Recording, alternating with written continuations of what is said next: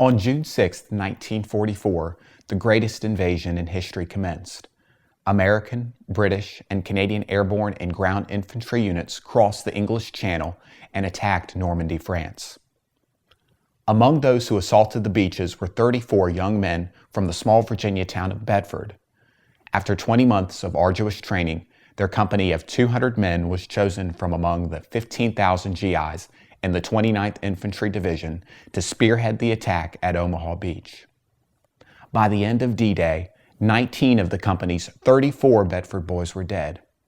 2 more Bedford soldiers died later in the Normandy campaign, as did 2 others assigned to different infantry companies. Bedford's population in 1944 was about 3,200.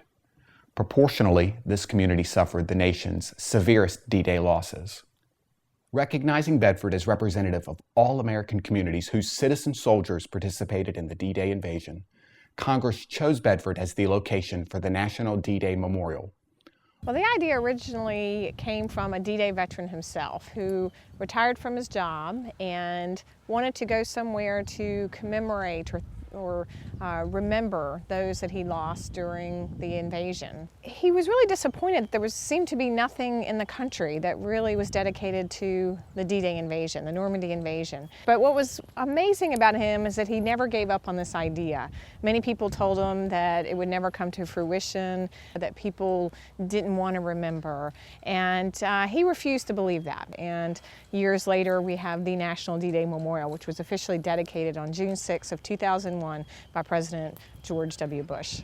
It is a very large site. It's 88 acres. The footprint of the actual memorial itself is on about 9 acres of that 88 acres. We have a wide array of programs that we do to bring attention and awareness, not only to the Normandy invasion, but to D-Day in the larger context of World War II. So throughout the year, we have our annual commemorative events, such as Memorial Day and Veterans Day, and of course, D-Day itself, June the 6th every year, Veterans Day.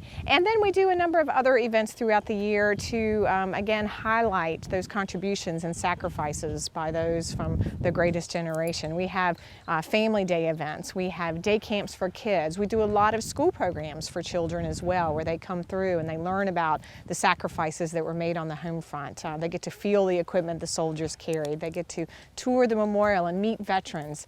June the 6th, we had 35 D-Day veterans who came from all over the country just to visit us on that very special day. We have a lot of veterans who are volunteers here, including a number of D-Day veterans who give tours. And that's always especially gratifying for people who come here and visit the memorial, that they actually get to enjoy a tour by a veteran who was there. And so that's always a bonus for people. So we have a number of World War II veterans and D-Day veterans. Not as many as we used to. Unfortunately, those numbers are dwindling.